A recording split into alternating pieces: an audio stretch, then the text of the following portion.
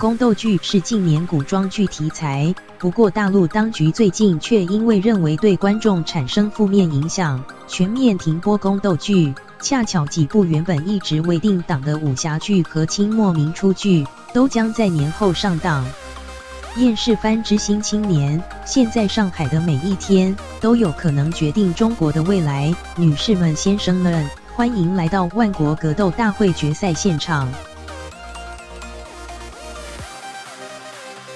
清末明初，黄子韬饰演的贝勒爷，看着黑帮斗争，决心和易烊千玺饰演的正直少年联手保卫国家。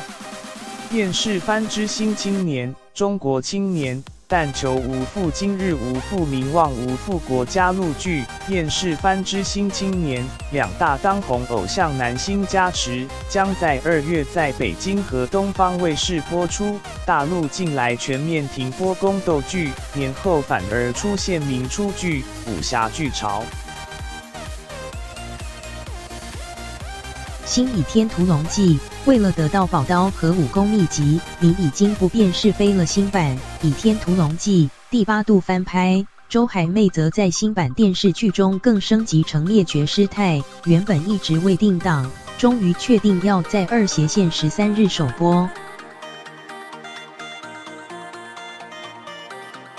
新龙门客栈，你如果一直以来那么想当一个太子，为什么你不跟我说呢？还有陈晓东、戚薇和马可主演的《新龙门客栈》，描述奉命保护小英王的锦衣卫与龙门客栈老板娘上演爱恨情仇和保家卫国的故事。